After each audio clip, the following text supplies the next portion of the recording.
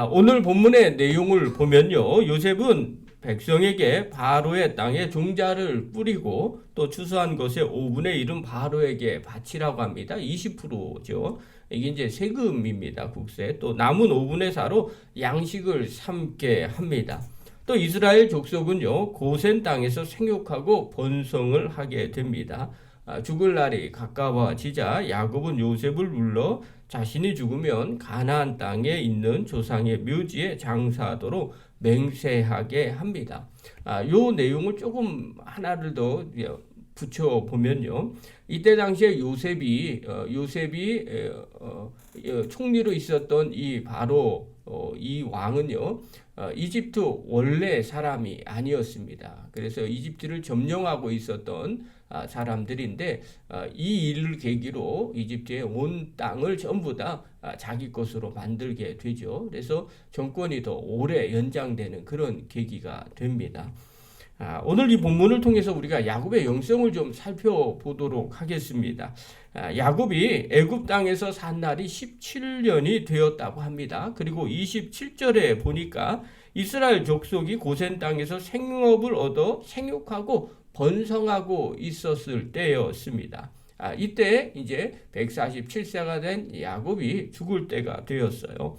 그리고 그의 아들 요셉에게 유언을 남깁니다. 마지막에 하는 말이죠. 그의 인생에 있어서 아주 의미가 깊은 말일 거예요. 자, 29절부터 31절 한번 봅시다. 우리 함께 읽겠습니다. 시작. 이스라엘이 죽을 날이 가까움에 그의 아들 요셉을 불러 그에게 이르되 이제 내가 네게 은혜를 입었거든 청하노니 내 손을 내 허벅지 아래에 넣고 인애와 성실함으로 내게 행하여 애굽에 나를 장사하지 아니하도록 하라. 내가 조상들과 함께 눕거든 너는 나를 애굽에서 메어다가 조상의 묘지에 장사하라. 요셉이 이르되 내가 아버지의 말씀대로 행하리이다. 야곱이 또 이르되 내게 맹세하라 하매 그가 맹세하니 이스라엘이 침상머리에서 하나님께 경배하니라. 자, 뭐라고 당부를 마지막 당부를 하냐면요. 자신을 애굽 땅에 장사하지 말고 반드시 가나안 땅 조상의 묘 막벨라 굴에 장사하라고 부탁을 하고 있는 내용입니다. 어느 정도로 간절하냐면요. 아들임에도 불구하고 내 손에 내 허벅지를 아래에 넣고 인애와 성실함으로 내게 맹세하라고 이야기합니다. 이것은 히브리 사람들, 아브라함도 마찬가지였지만요. 그 종을 보낼 때 이렇게 허벅지에다가 손을 놓고 맹세하게끔 했죠. 이게 히브리인들의 맹세법입니다. 이건 아주 그냥 끊을래야 끊을 수 없다는 증표를 이야기하는 거죠. 야곱이 아들인 요셉에게 이렇게 간곡할 정도로 이 부탁을 하는 이유가 무엇일까? 우리가 생각해 볼 필요가 있습니다.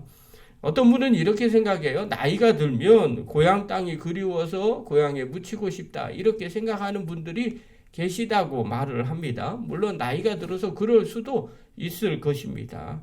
그러면 성경에서 이걸 기록을 해놓고 있겠는가 하는 거예요. 그런 의도가 여기에 있었다면 특별하게 이렇게 기록해 놓고 있진 않았을 거예요.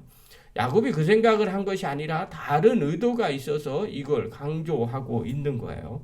이것은 다른 것이 아니라 야곱이 가나안 땅에 묻히기 원하는 것은 하나님의 약속을 바라보았기 때문에 그런 겁니다. 하나님이 약속하시고 가나안 땅을 떠나지 말라고 하고 가나안 땅을 통해서 하나님이 주시는 그 약속을 야곱도 받았어요. 그리고 그 약속을 붙잡고 그 소망이 이루어지기를 바라는 거죠. 하나님은요, 아브라함에게도 이 약속을 주셨어요. 창세기 15장에 13절, 14절에 보면 아브라함에게 이렇게 말해요. 하나님 여호와께서 아브라함에게 이르시되 너는 반드시 알라.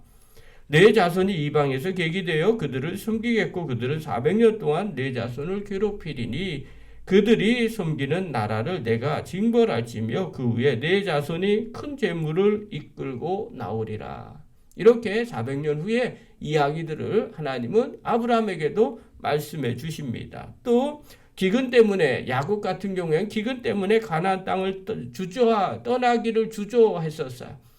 그래서 이스라엘의 마지막 지역이었던 브엘세바 그 밑에서 잠시 멈추었습니다. 그때 하나님께서 야곱에게 나타나셔서 말씀을 하세요. 창세기 46장 4절에 보면 내가 너와 함께 애굽으로 내려가겠고 반드시 너를 인도하여 다시 올라올 것이며 요셉이 그의 손으로 내 눈을 감기리라 하셨더라. 이렇게 하나님께서 친히 찾아오시고 말씀하시고 애굽으로 내려가기를 주저하지 말라고 하셨어요. 그리고 다시 돌아오게 하겠다고 했어요.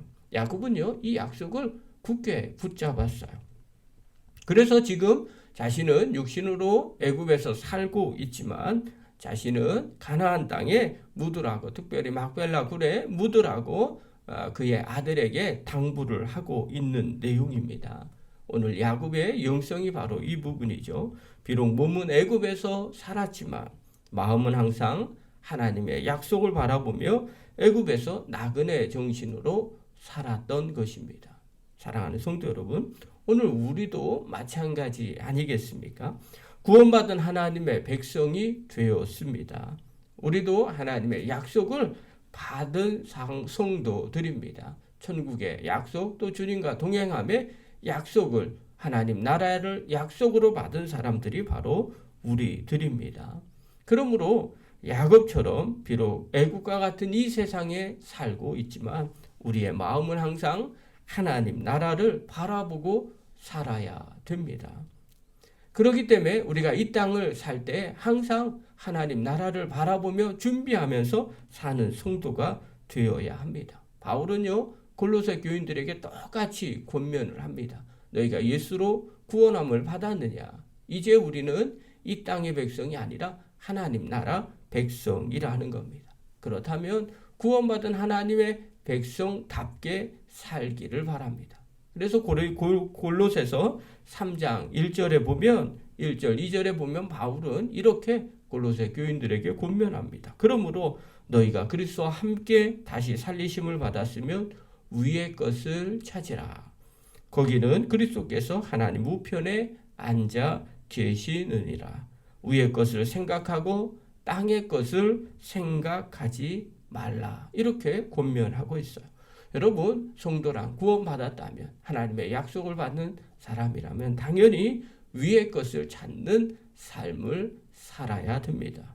위에서 어떻게 평가를 받을지, 또 위에서 어떻게 사는 것이 복된 길인지, 또 위의 시스템은 어떤 것인지, 그것을 생각하며 이 땅을 살아가야 한다는 겁니다. 사랑하는 성도 여러분, 또 영상을 보는 귀한 성도 여러분, 야곱과 같은 영성, 곧 구원받은 성도의 영성입니다. 야곱은요, 약속을 붙잡고 하늘을 바라보고 살았습니다. 사랑하는 성도 여러분, 우리도 마찬가지입니다. 하나님 주시는 그 약속 붙잡고 비록 이 땅을 살고 있지만 천국을 바라보고 천국의 상급을 바라보고 위의 것을 찾는 그런 성도들이 되시기를 바랍니다.